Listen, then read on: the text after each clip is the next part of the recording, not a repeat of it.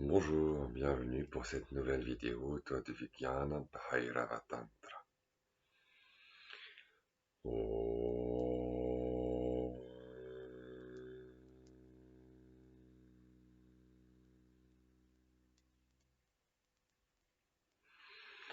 Om Jayanti Jagadananda Vipakshakshapanakshamah Parameshamukhodbhuta Jnanachandramarichayaha.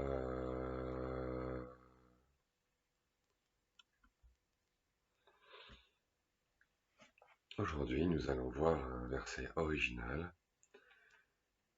qui instruit de l'éveil à partir de l'expérience des chocs émotionnels, des émotions intenses, stress particulièrement intense.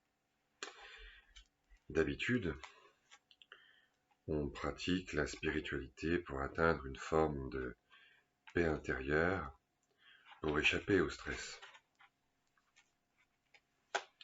Mais, selon la tradition tantrique, les émotions intenses, les chocs émotionnels, sont des manifestations déformées de l'énergie de la conscience, comme tout le reste.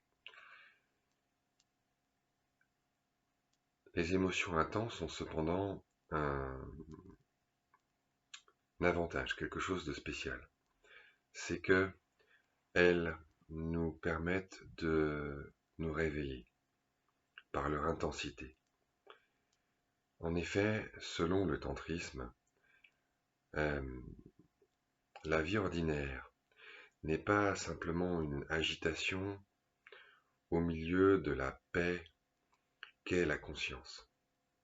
Car selon le tantrisme, la conscience n'est pas immobile, n'est pas inactive. Elle est au contraire vibration, mouvement infini, la vibration la plus intense et par conséquent la plus subtile, que nous prenons d'ordinaire, nous qui vivons à une sorte de vitesse ralentie, pour de l'immobilité. C'est un peu comme une toupie. Quand vous la faites tourner très vite, elle semble immobile.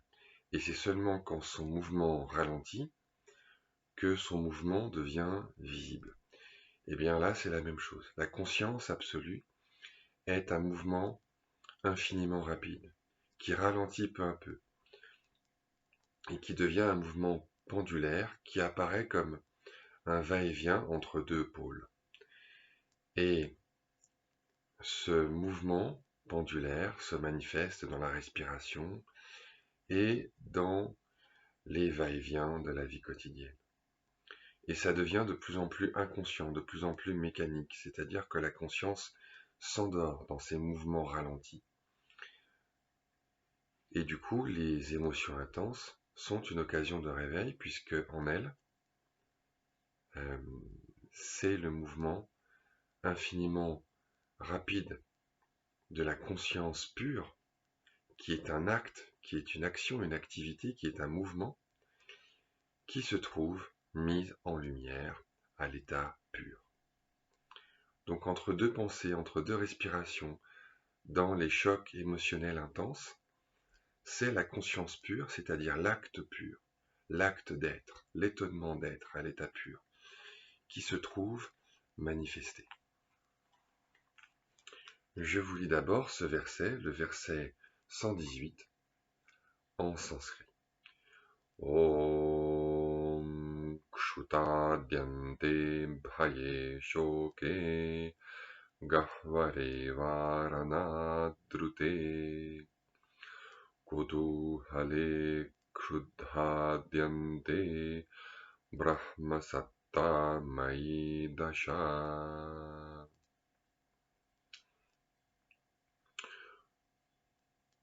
Au début et à la fin de l'éternuement, dans la peur, dans la peine ou dans la confusion, quand on court pour sauver sa vie, littéralement quand on fuit le champ de bataille,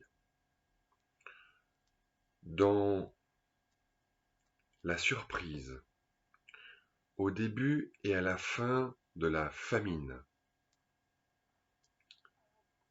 l'existence qui est l'absolu, qui est l'expansion perpétuelle de la conscience, sous-entendu, se manifeste. Au début et à la fin de l'éternuement, dans la peur, dans la peine, ou encore dans la confusion, quand on fuit le champ de bataille, quand on court pour sauver sa vie, dans la surprise ou dans l'excitation, au début et à la fin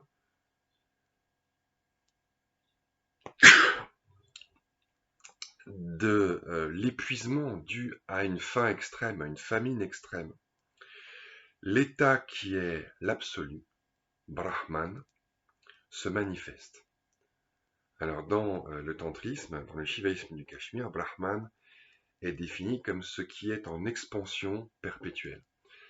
Encore une fois, l'absolu, selon le tantrisme, n'est pas quelque chose de statique, n'est pas quelque chose de séparé du mouvement, n'est pas séparé de l'action, de l'activité, du changement.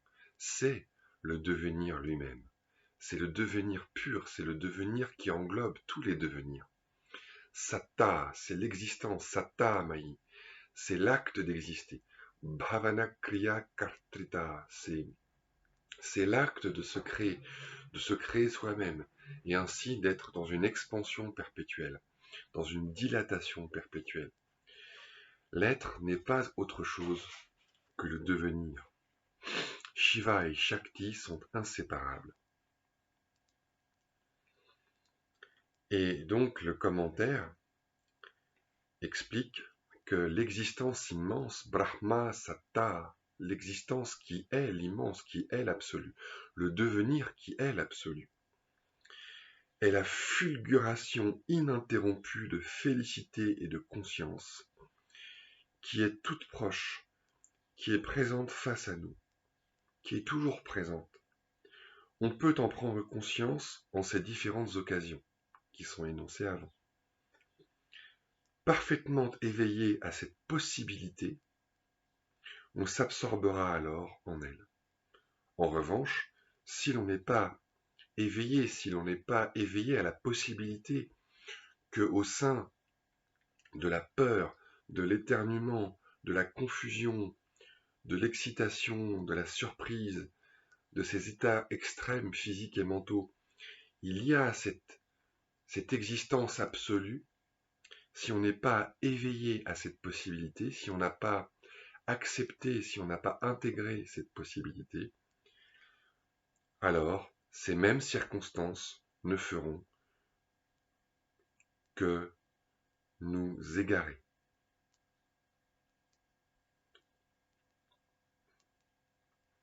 Et l'autre commentaire, celui d'Ananda, dit, en citant le poème sur la vibration, Spandakarika, il cite ce verset, « Ivre de colère, ou bien hérissé de joie, ou bien pensant que faire, ou bien fuyant un danger. Ce domaine que l'on atteint alors, là demeure le frémissement, là demeure la vibration universelle, qu'est la conscience, qu'est l'absolu, qu'est le soi, qu'est notre vraie nature et la véritable nature de toute chose. » Le commentateur poursuit, « Selon ce passage de l'enseignement sur la vibration, Spanda, celui qui prend conscience, qui réalise sa nature divine parce qu'elle lui a été indiquée auparavant, doit méditer selon la méthode reçue de la bouche du maître quand il éprouve des états extrêmes comme la faim. Et alors, il réalise ce qui doit être réalisé. Et cela est expliqué en détail dans la lumière des tantras. le Tantra Loka d'Abhinavagupta, le grand maître du shivaïsme du Cachemire. Comme ce point est clarifié à cet endroit, il faut impérativement y porter attention.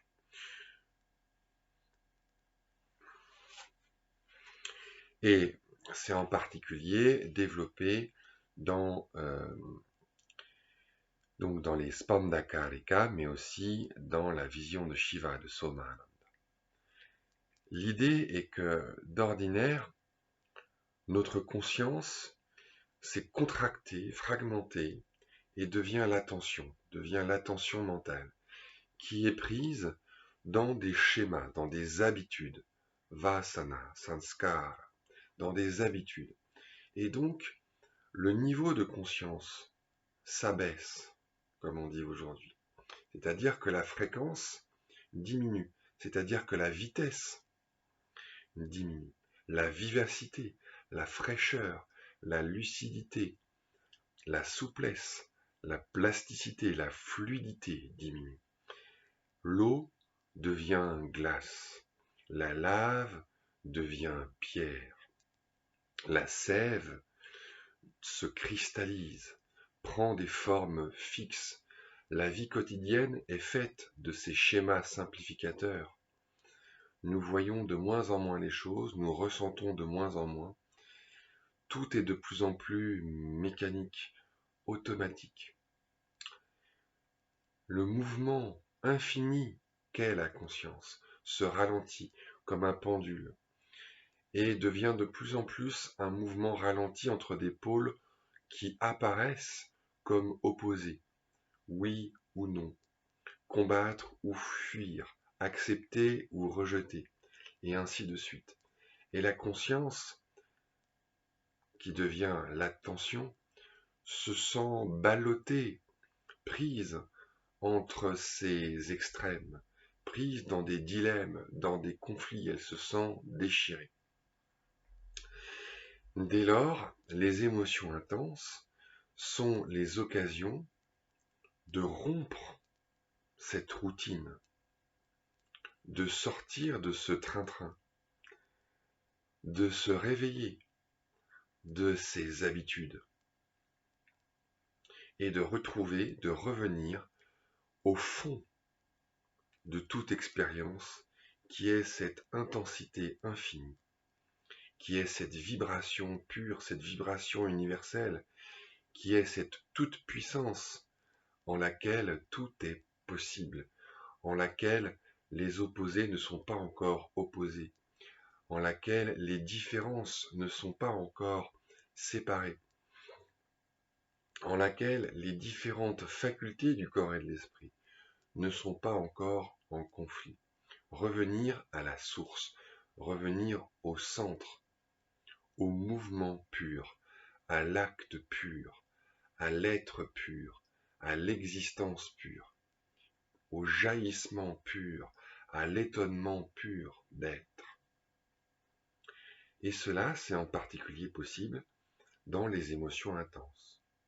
Par exemple, là, quand je suis en train de discourir de façon sérieuse, je suis le fil de ma pensée. Et tout d'un coup, l'éternuement me surprend, m'envahit. Une énergie monte comme une explosion volcanique, ça monte, ça monte, ça monte, comme un raz-de-marée, comme un tsunami, qui peu à peu prend le dessus. Quel que soit mon degré de concentration, de sérieux, d'absorption dans ce que je suis en train de dire, l'éternuement monte et vient trancher ce flot de pensée.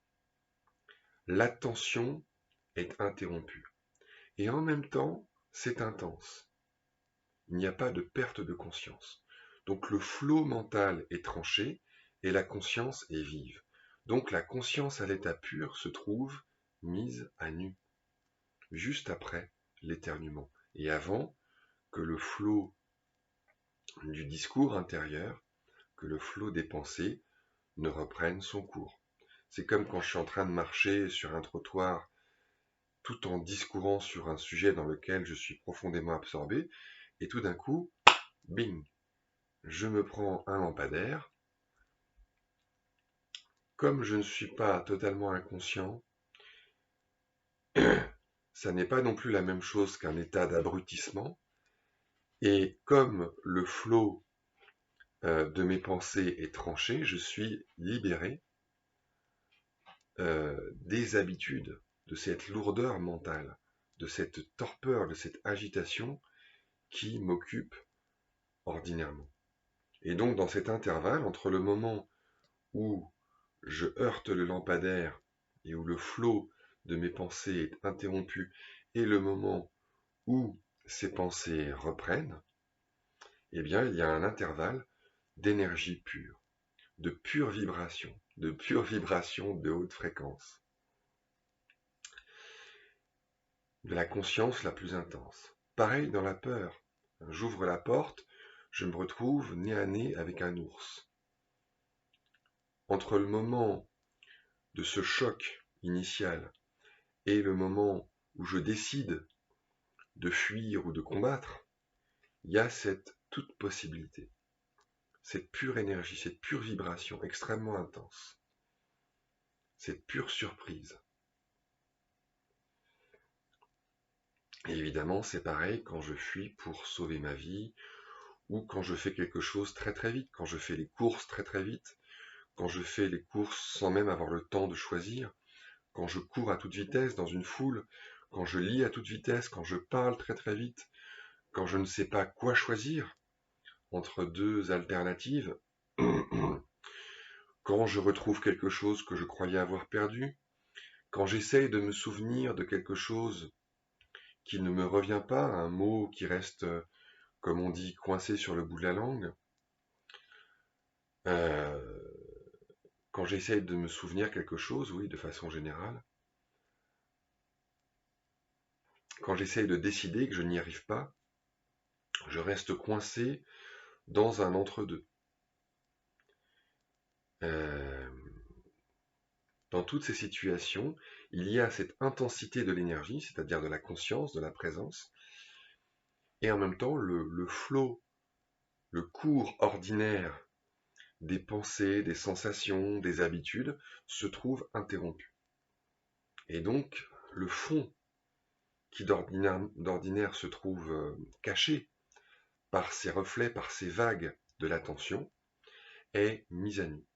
Et donc si je suis au courant de cette possibilité, si je suis attentif, si je suis dévoué, si j'ai confiance, c'est aussi principalement une question de foi, comme le précise le poème sur la vibration, si je me plonge avec confiance, si je m'abandonne à cette vibration,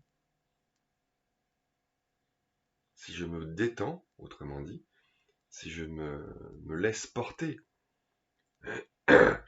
en toute confiance par cette vibration, alors c'est cela, l'éveil. Je reconnais cette intensité à sa juste valeur. Je ne la fuis pas tout de suite en cherchant à la recouvrir par des choix, des pensées, mais je plonge en elle. Je me laisse aller en elle, dans l'intensité, en faisant confiance malgré les réactions corporelles, malgré l'adrénaline, les crispations, le souffle coupé, tout ça, malgré aussi les autres émotions qui peuvent venir se greffer là-dessus, le sentiment de honte, de dégoût, le sentiment de gâchis, le sentiment de révolte, de colère, tout ça, tout ce qui peut venir se greffer, se projeter là-dessus à la surface.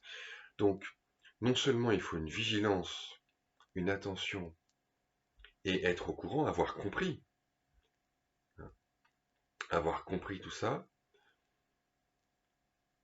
mais aussi et surtout savoir s'abandonner, lâcher prise, au cœur de l'émotion. Donc ça demande une grande foi. C'est pour ça que la foi est très importante dans le yoga.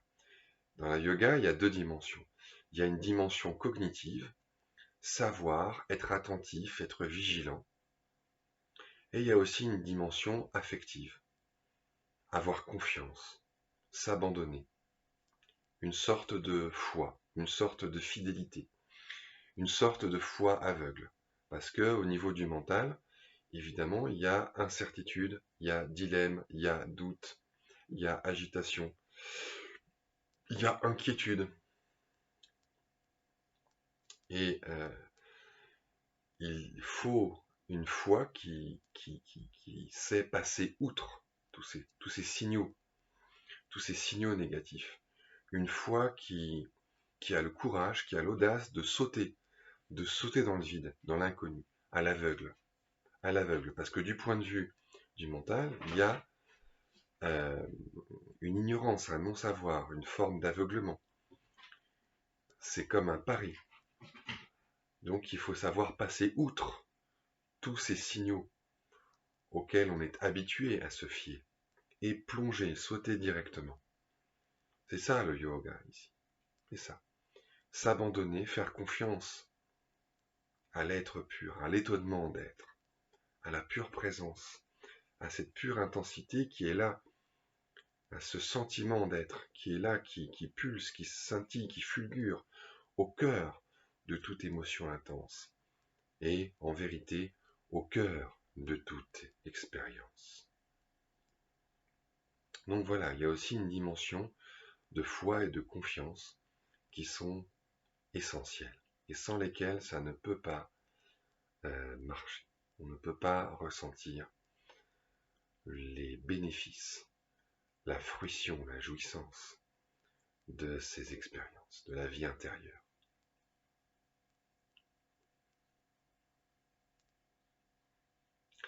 Voilà, sur ce, il ne me reste plus qu'à vous remercier et à vous donner rendez-vous pour une prochaine vidéo.